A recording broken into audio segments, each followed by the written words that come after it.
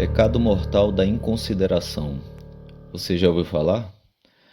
Provavelmente não, mas talvez você já tenha vivido a consequência dele. Você sabe quando você tenta conversar sobre a fé com um conhecido, um familiar, alguém da sua paróquia, ou seja, alguém que se diz católico, e a resposta que você recebe é um muro de opiniões próprias, de achismos, de frases como: "Mas eu não vejo problema nisso", ou "Deus é amor, Deus não condenou a prostituta, não vai condenar ninguém por isso". Argumentos tirados da própria cabeça, sem nenhuma base naquilo que a Santa Igreja Católica ensinou durante 2000 anos. Ele consegue defender o que a Igreja sempre condenou, relativizando alguns ensinamentos de séculos em prol de explicar o porquê uma, entre aspas, autoridade atual, fecha aspas, age contrariando tais ensinamentos. É um torcedor de padre, de bispo ou, eventualmente, de papa. Age como um torcedor de futebol. Isso tem um nome: é a ignorância vencível. Uma ignorância que a pessoa escolhe não vencer, seja por preguiça de estudar, por medo de contrariar o mundo ou para poder continuar a pecar sem que a sua consciência a perturbe. No episódio de hoje, vamos mergulhar num dos temas mais ignorados e perigosos da nossa vida espiritual: o dever de todo católico de conhecer a fé, como ensina o Catecismo de São Pio X, e como a recusa em fazer isso pode ser um pecado que leva à condenação.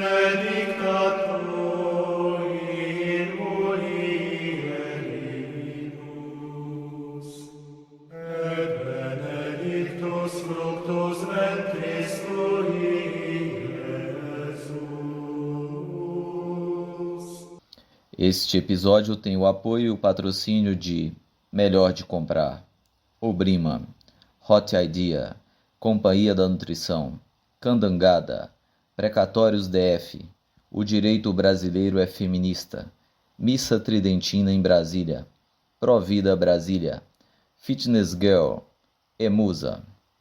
Democracia, o Deus que falhou. Visite nossos apoiadores e patrocinadores nos links exibidos e existentes na descrição. O pecado mortal da inconsideração. Por que ignorar a tradição católica condena a sua alma? Introdução: a crise da fé e o dever da verdade. Em sua encíclica Acerbo Nimis, o Papa São Pio X, com a clareza e a severidade pastoral que caracterizaram o seu santo pontificado, declarou que a principal causa da indiferença, da corrupção moral e, em última análise, da ruína das almas em seu tempo era, entre aspas, a ignorância das coisas divinas, fecha aspas, ecoando o seu predecessor, o Papa Bento XIV. Ele advertiu solenemente, abre aspas, declaramos que um grande número daqueles que são condenados ao castigo eterno sofrem essa calamidade eterna por causa da ignorância dos mistérios da fé que devem ser conhecidos e cridos para serem contados entre os eleitos. Fecha aspas. Essas palavras, proferidas há mais de um século, ressoam hoje com uma urgência ainda mais terrível. Vivemos em uma era de apostasia generalizada, uma crise de fé sem precedentes que eclipsa todas as perseguições e heresias do passado. Nesta era de trevas, o pecado mais perigoso, o mais difundido e talvez o mais sutil entre aqueles que ainda se consideram católicos, não é um pecado de carne, que é evidente e facilmente reconhecido. É um pecado do intelecto, um pecado contra a luz da razão iluminada pela fé, o pecado mortal da inconsideração, em latim, inconsideratio.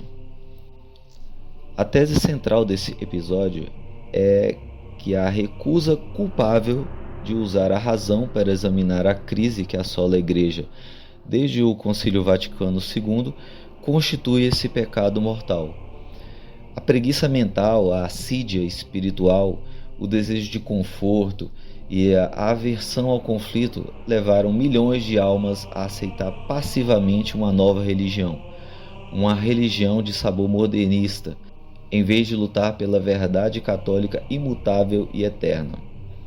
A questão fundamental para a salvação de cada alma não é se você gosta da missa nova, se sente bem na sua paróquia modernista ou se o, entre aspas, padre é simpático.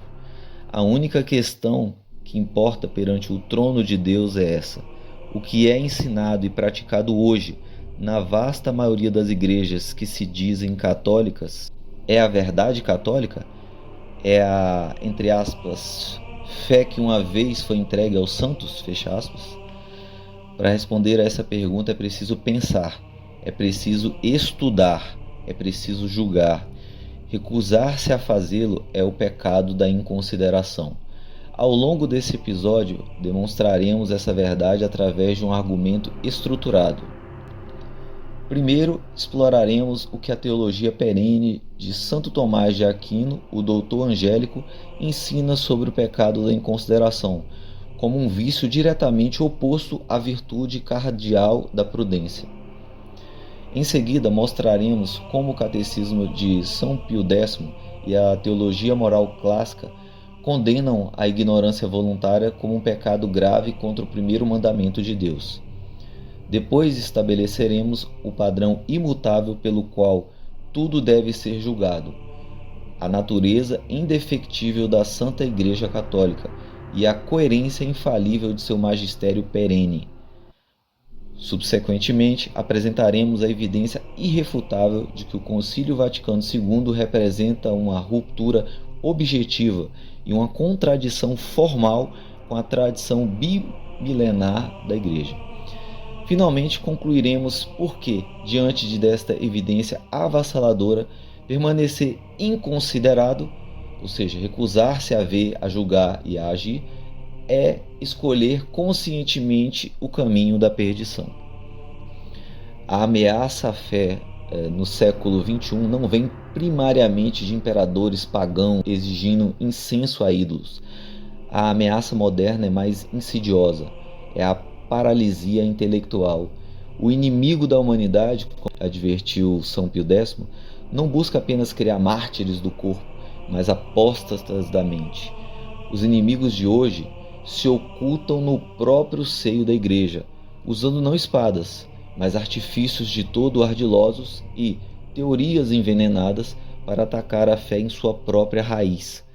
A defesa contra tal ataque não é a força física, mas a força intelectual e espiritual, fundamentada no conhecimento sólido da doutrina e no uso correto da razão. O pecado da inconsideração, portanto, não é apenas uma falha moral entre outras, é a brecha na muralha da alma, a porta aberta pela qual o exército da apostasia modernista invade e conquista. Parte 1. O pecado da inconsideração na teologia de Santo Tomás de Aquino. Para compreender a gravidade do pecado da inconsideração, devemos primeiro recorrer ao maior doutor da Igreja, Santo Tomás de Aquino, e à sua análise magistral da virtude da prudência. A virtude da prudência, a auriga das virtudes, auriga virtutum. Na teologia tomista, a prudência não é, como o mundo moderno a entende, uma mera cautela ou timidez. É a rainha das virtudes morais, a reta razão no agir, recta ratio agibilium. É a virtude intelectual que habita na razão prática, aperfeiçoando-a para que ela possa, em qualquer circunstância, discernir o verdadeiro bem e escolher os meios retos para alcançá-lo. Os antigos a chamavam de auriga virtutum, a cocheira ou a condutora das virtudes, pois é ela quem guia e dirige todas as outras virtudes morais. Sem a prudência, a justiça pode degenerar em crueldade, a fortaleza em temeridade e a temperança em insensibilidade. É a prudência que aplica a lei universal de Deus às situações particulares da vida, garantindo que nossas ações sejam não apenas boas em sua intenção, mas também corretas em sua execução. Os vícios opostos à prudência por defeito. Na Suma Teológica, na segunda seção da segunda parte, a Secunda Secundae, questão 53, Santo Tomás analisa os vícios que se opõem à prudência por defeito. O vício geral é a imprudência, que se manifesta em pecados específicos correspondentes à falha em cada um dos 3 atos da prudência. Primeiro ato: precipitação, precipitatio. Este é o pecado que se opõe ao primeiro ato da prudência, o conselho, a deliberação. A precipitação consiste em agir por impulso, seja da vontade desordenada ou de uma paixão violenta, sem a devida investigação e a deliberação. É o pecado daquele que, confrontado com a crise na Igreja, aceita as novidades do Concílio Vaticano II sem primeiro consultar a tradição bimilenar para ver se tais novidades são compatíveis com o depósito da fé. Segundo ato: inconsideração ou irreflexão, inconsideratio. Este é o pecado que se opõe ao segundo ato da prudência, o julgamento. Consiste na falha em julgar corretamente uma situação, por desprezo ou negligência em considerar e aplicar os princípios que deveriam guiar o juízo. A inconsideração é o pecado central do nosso tema. É a falha do católico que, mesmo tendo acesso aos fatos e aos ensinamentos tradicionais, se recusa a formar um juízo sobre a natureza herética da religião conciliar. O terceiro ato: inconstância, inconstantia, e negligência, negligentia. Esses atos são os pecados que se opõem ao terceiro ato da prudência, o comando, a execução. A inconstância é o abandono de um bom propósito que já havia sido formado, geralmente por causa de algum prazer ou dor desordenada. A negligência é a falha da razão em comandar eficazmente a execução do que foi deliberado e julgado como bom. É o pecado daquele que até reconhece os erros do Vaticano II, mas por preguiça, medo das consequências sociais ou covardia, não faz nada a respeito. Não abandona a missa nova, não busca um sacerdote verdadeiramente católico, não instrui sua família na fé de sempre. Análise aprofundada da inconsideratio. A inconsideração, como explica Santo Tomás de Aquino, é um pecado formal que reside no desprezo pelo exame atento da verdade que deve guiar a ação. Não é uma simples falta de conhecimento, mas uma recusa em usar o conhecimento disponível para formar um juízo reto. A sua raiz, ensina o Dr. Angélico, encontra-se frequentemente nos vícios carnais da luxúria e da gula. Por quê? Porque os prazeres desordenados da carne embotam o intelecto, obscurecem a capacidade de julgamento e fazem com que a alma odeie a reflexão espiritual, que a confrontaria com a sua miséria. No contexto da crise atual, essa luxúria e gula assumem uma forma mais sutil, mas não menos mortal: o amor ao conforto mundano, a paz social a qualquer custo, a tranquilidade de, entre aspas, pertencer, fecha aspas, a uma estrutura paroquial, mesmo que apóstata. O católico que se recusa a investigar as graves acusações contra o Concílio Vaticano II, que desliga um vídeo como este ou fecha um livro sobre o tema porque o assunto é muito complicado, muito negativo ou perturbador para a sua fé, está na prática cometendo o pecado formal da inconsideração. Ele prefere o prazer da sua ignorância confortável à dor exigente da verdade. Ele está falhando em seu dever moral de julgar, um dever que decorre da sua própria natureza como ser racional. De fato, o pecado da inconsideratio é, em última análise, um pecado contra a própria natureza humana. A filosofia perene, aperfeiçoada por Santo Tomás, define o homem como um animal racional. A razão é a sua forma substancial, a faculdade que o eleva acima das bestas e o torna imagem e semelhança de Deus. A prudência é a perfeição dessa razão na ordem prática, Portanto, os vícios opostos, como a inconsideração, não são meras infrações a uma regra externa, são uma corrupção da própria essência do agir humano, uma renúncia à dignidade do ser racional. Ao se recusar a pensar, a julgar e a considerar, o homem age como um animal, seguindo o instinto, a emoção e o rebanho. É precisamente aqui que a inconsideração se torna a porta de entrada para a mentalidade modernista. O modernismo, como definido magistralmente por São Pio X em Pascendi Dominici Gregis, é fundamentalmente um ataque à razão humana. Seu fundamento filosófico é o agnosticismo, a doutrina de que a razão não pode conhecer nada além dos fenômenos, sendo incapaz de se elevar a Deus. Destruída a razão, o modernista a substitui pelo sentimento, pela imanência vital, a noção de que a religião brota de uma necessidade obscura do subconsciente. O modernismo diz ao homem: não pense, sinta, não julgue os dogmas, tenha uma experiência religiosa. Ele glorifica a inconsideração e transforma em princípio teológico. Ao cometer o pecado da inconsideração, o católico desarma seu intelecto, renuncia à sua prerrogativa racional e se torna uma presa fácil e voluntária da, entre aspas, síntese de todas as heresias, tratando, no caso, a citação da Pascendi Dominici Gregis, de São Pio X, falando sobre o modernismo. Parte 2. A ignorância culpável e o dever de conhecer a fé. Se a inconsideração é a recusa de julgar, sua consequência direta é a ignorância. A teologia moral católica, no entanto, não trata toda ignorância da mesma forma.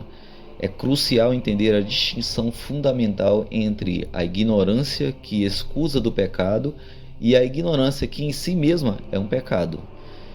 Distinção crucial da teologia moral. A teologia moral clássica, ensinada por todos os doutores e moralistas aprovados pela Igreja, como Santo Afonso de Ligório, distingue entre ignorância invencível e ignorância vencível. A ignorância invencível, que talvez é a mais conhecida, é a falta de conhecimento que uma pessoa não consegue superar, mesmo empregando uma diligência moralmente razoável.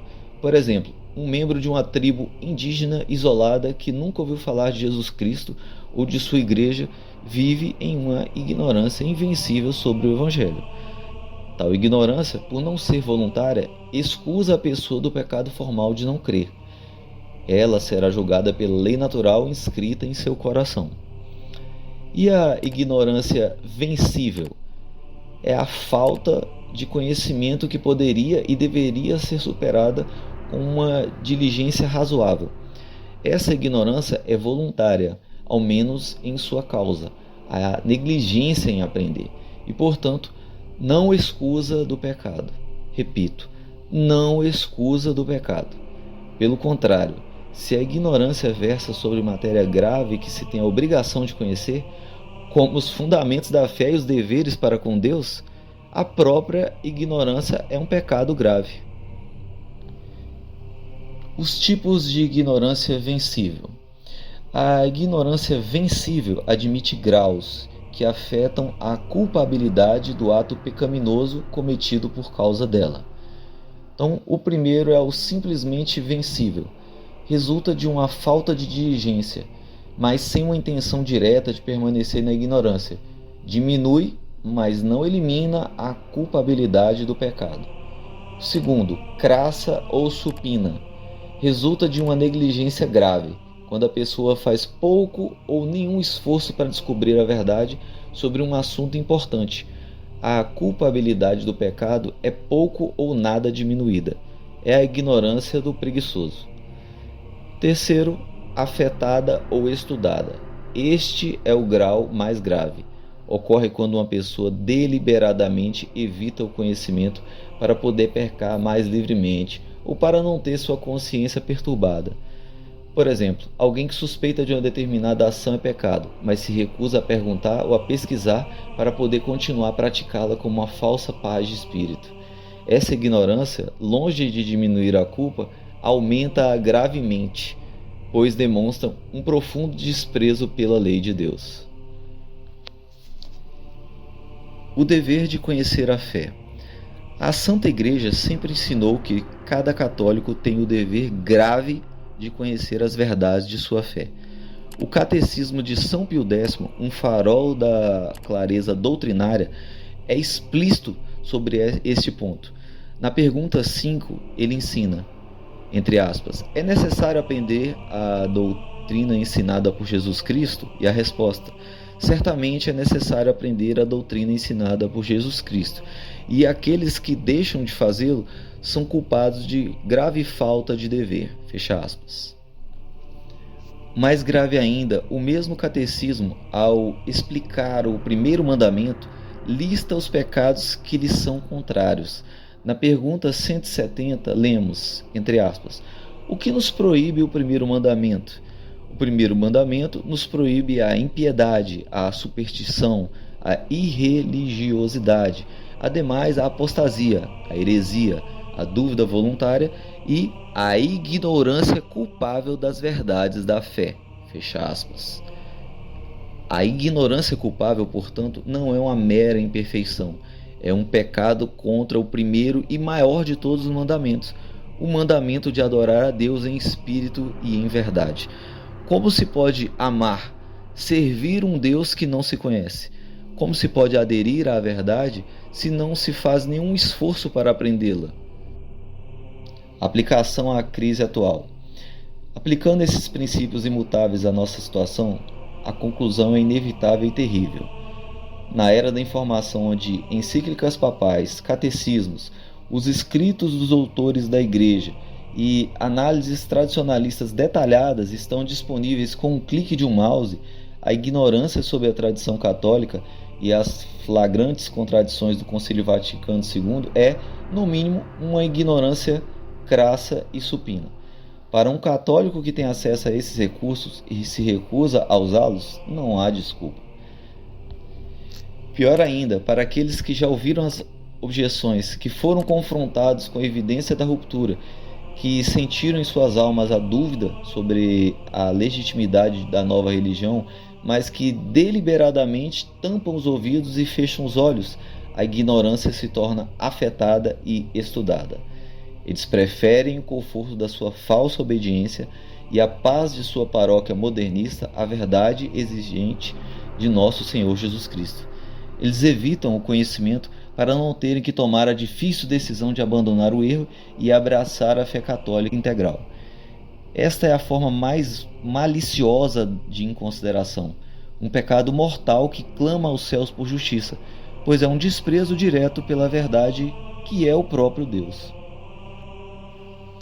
Parte 3. A rocha da verdade, a natureza indefectível da Igreja e seu magistério perene.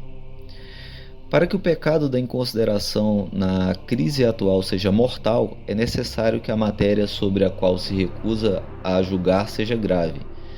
E não há matéria mais grave do que a natureza da própria Igreja e a integridade do depósito da fé. O católico tem o dever de julgar a situação atual não com base em suas opiniões pessoais ou sentimentos, mas com base no padrão objetivo e imutável da verdade revelada, custodiada pela Santa Igreja Católica. A Igreja como corpo místico perfeito. O Papa Pio XII, em sua luminosa encíclica Mystici Corporis Christi, reafirmou a doutrina perene sobre a natureza da Igreja. A Igreja não é uma mera organização humana sujeita aos caprichos da história e ao erro. Ela é o corpo místico de Cristo, um organismo vivo e sobrenatural, cuja cabeça invisível é o próprio Cristo e cuja alma é o Espírito Santo. Como tal, a Igreja é, em sua essência, santa, indefectível e imaculada. Embora seus membros na terra possam pecar, a Igreja, enquanto tal, em sua doutrina, em sua moral e em seus sacramentos, não pode falhar nem ensinar o erro. Ela é a noiva de Cristo, entre aspas, sem mancha nem ruga, Efésios 5, 27. Pio XII adverte contra dois erros opostos. um falso racionalismo que vê na igreja apenas uma união jurídica e social, e um falso misticismo que ignora sua estrutura visível e hierárquica. A verdadeira igreja é simultaneamente visível e espiritual, humana em seus membros e divina em sua origem, constituição e fim. Essa igreja, e somente ela, é, entre aspas, coluna e o fundamento da verdade, fecha aspas. Primeira carta de Timóteo 3,15. O magistério como guardião, não inventor da doutrina. Para garantir que esta verdade fosse preservada pura e intacta ao longo dos séculos, Cristo dotou sua igreja de um magistério vivo e infalível, cuja cabeça visível é o sucessor de São Pedro, o Romano Pontífice. O primeiro concílio do Vaticano, na Constituição Dogmática Pastor Aeternus, definiu solenemente o dogma da infalibilidade papal. No entanto, é crucial entender corretamente o que esta infalibilidade significa. Não é um poder para criar ou mudar a doutrina. Pelo contrário, é uma assistência divina para preservar a doutrina já revelada. O concílio declara no capítulo 4 de forma inequívoca, abre aspas, pois o Espírito Santo não foi prometido aos sucessores de Pedro para que, por sua revelação, pudessem dar a conhecer alguma nova doutrina, mas para que, por sua assistência, pudessem guardar religiosamente e expor fielmente a revelação ou o depósito da fé transmitido pelos apóstolos, fecha aspas. Este é o ponto-chave para toda a questão. A autoridade do Papa e do Magistério existe para um único propósito: preservar a tradição. Um Papa que ensina uma, entre aspas, nova doutrina, contraria ao depósito da fé, que contradiz o que a Igreja sempre e em toda parte ensinou. Não está agindo como a autoridade de Cristo. Ele está agindo contra ela. A infalibilidade é a garantia da coerência da Igreja, não um cheque em branco para a inovação. A condenação perene dos erros modernos.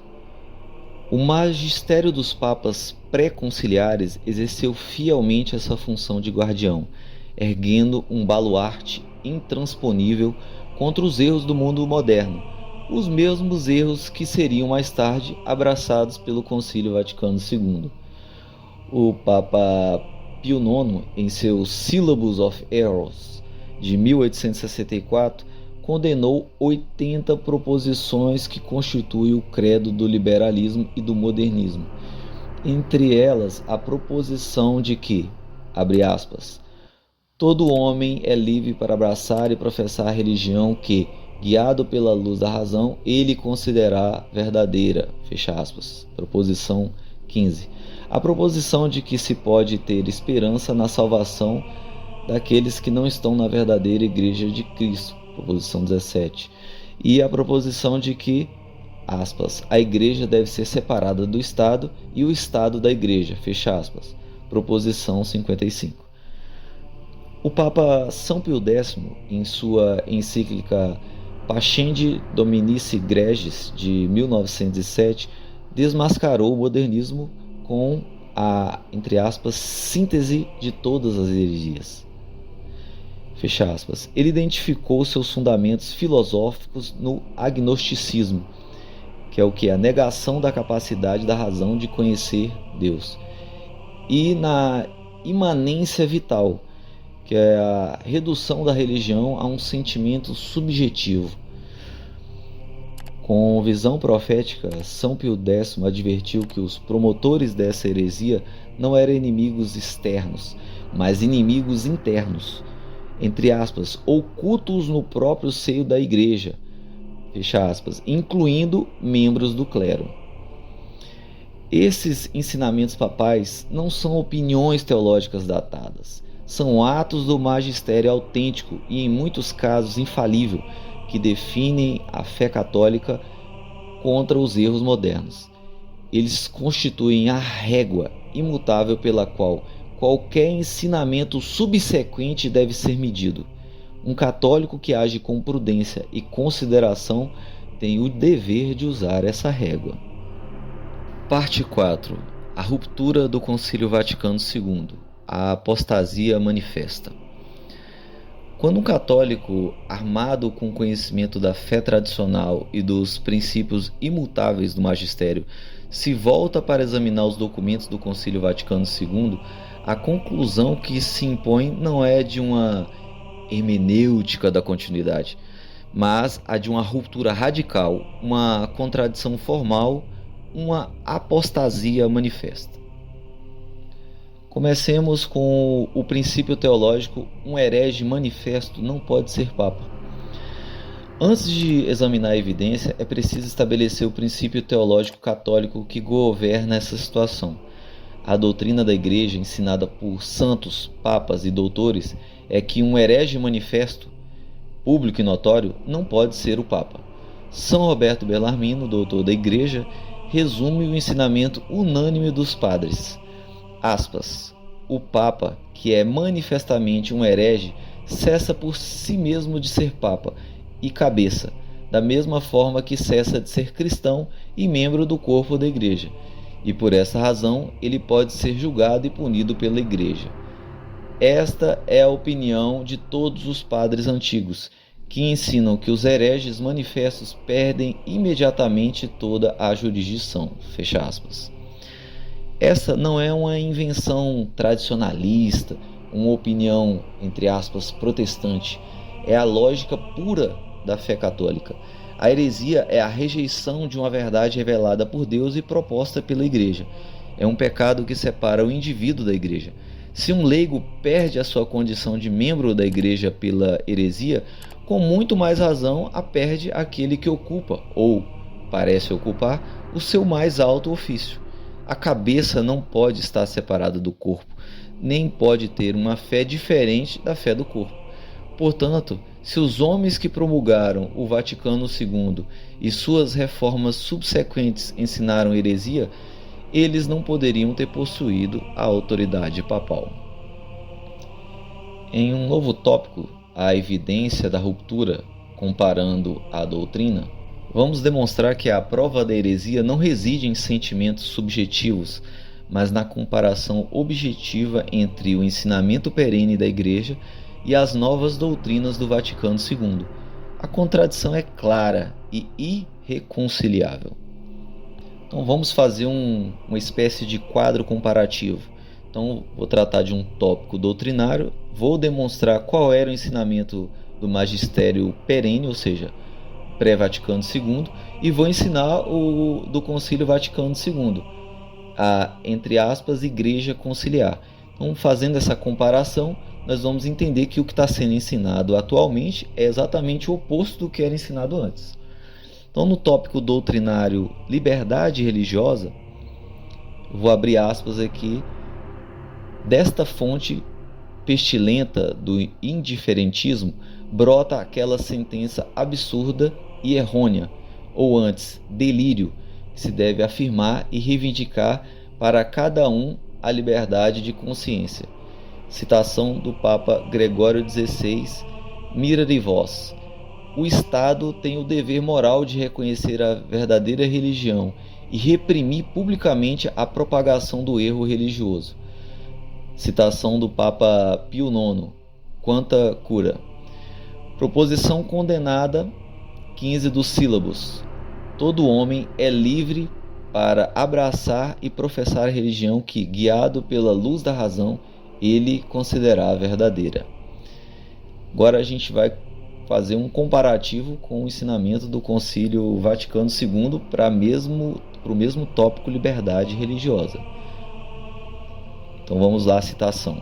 Esse Concílio Vaticano declara que a pessoa humana tem o direito à liberdade religiosa. Vou falar de novo. Esse Concílio Vaticano declara que a pessoa humana tem o direito à liberdade religiosa. Este direito da pessoa humana à liberdade religiosa, na ordem jurídica da sociedade, deve ser de tal modo reconhecido que se torne um direito civil. Está citado na Dignitatis Humanae. Esse direito, abre aspas, permanece também naqueles que não satisfazem a obrigação de buscar a verdade e de aderir a ela, fecha aspas. Agora vamos fazer um comparativo do tópico doutrinário ecumenismo. Então, na doutrina perene, aspas, a união dos cristãos não se pode fomentar de outro modo senão promovendo o retorno dos dissidentes à única e verdadeira Igreja de Cristo, da qual tiveram a infelicidade de se afastar, fecha aspas. Citação do Papa Pio XI, Mortalium Animus. É ilícito para os católicos participar ativamente em cultos acatólicos. E agora vamos ver qual é a citação do Concílio Vaticano II em diante. O Espírito de Cristo não recusa servir-se, citando aqui das igrejas e comunidades separadas, como meios de salvação, cuja virtude deriva da própria plenitude de graça e de verdade que foi confiada à Igreja Católica. Citação de Unitatis Redemptegratio. E agora no tópico da doutrina relacionado à relação com o judaísmo, que se vê frequentemente os novos, entre aspas, papas, com uma aproximação bastante grande junto aos judeus, a gente faz essa diferenciação aqui. Então, na doutrina perene da igreja, a antiga aliança foi uma prefiguração da nova e foi revogada com a vinda de Cristo.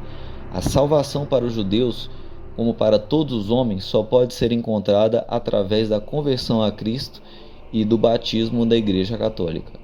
O Concílio de Florença definiu dogmaticamente que, aspas, ninguém fora da Igreja Católica, não só os pagãos, mas também os judeus, heréticos e cismáticos, pode tornar-se participante da vida eterna. Fecha aspas. Citação do Papa Eugênio IV, Cantate Domino. E agora veremos como que é o entendimento da relação com o judaísmo na Igreja Sinodal ou na Igreja pós-Vaticano II. Aspas. Ainda que as autoridades dos judeus e os seus sequazes tenham urgido a morte de Cristo, todavia o que na sua paixão se cometeu não pode ser imputado indistintamente a todos os judeus que então viviam, nem aos judeus do nosso tempo. Os judeus não devem ser apresentados como rejeitados por Deus, nem como amaldiçoados. Nostrate aetate. Esta declaração e o diálogo interreligioso que se seguiu promove a heresia de que a antiga aliança nunca foi revogada. Então, voltando, fica claro que essa ruptura não aconteceu por acaso. Foi o culminar de uma longa conspiração modernista para subverter a igreja por dentro, exatamente como São Pio X havia denunciado. Autores como o padre Joaquim Sanz e Arriaga, em sua obra profética, aspas, A Conspiração contra a Igreja, fecha aspas, escrita sobre o pseudônimo de Maurice Pinay, que inclusive está disponível no nosso canal do Telegram, alertaram para a infiltração de forças inimigas da igreja que estavam trabalhando para produzir precisamente esse tipo de mudança doutrinária, anos antes do início do concílio. Esse livro é muito importante que todos possam lê-lo. Entrou no Telegram, @eu sou feliz por ser católico. Esse livro está em PDF disponível para leitura. Chegamos à conclusão: o combate à inconsideração e a salvação da alma. Então chegamos agora à conclusão lógica e inevitável de nosso argumento. A cadeia de raciocínio é implacável para qualquer mente honesta que não tenha abdicado de sua capacidade de pensar. A Santa Igreja Católica, como corpo místico de Cristo, é indefectível e não pode ensinar o erro em matéria de fé e moral. O magistério papal foi instituído por Cristo com a assistência do Espírito Santo para guardar fielmente a tradição, não para contradizê-la com, entre aspas, novas doutrinas. O Concílio Vaticano II ensina doutrinas sobre liberdade religiosa, ecumenismo e relações com religiões não cristãs que foram formalmente e infalivelmente condenadas pelo magistério perene da Igreja. A contradição é manifesta e irreconciliável. Portanto, a autoridade que promulgou e impôs o Concílio Vaticano II não pode ser a autoridade da Igreja Católica. Um herege manifesto não pode ser um papa legítimo. A sé de Pedro está, de fato e de direito, vacante. Ignorar essa evidência, recusar-se a estudá-la, a ponderá-la e a tirar a conclusão necessária por preguiça, por medo das consequências, por apego ao conforto de uma falsa normalidade, é o pecado mortal da inconsideração. Muitos, ao serem confrontados com essa realidade, refugiam-se no falso dilema da obediência. Mas devemos obedecer ao Papa, exclamam. E a isto a fé católica responde: a verdadeira obediência é a Deus e a sua verdade revelada.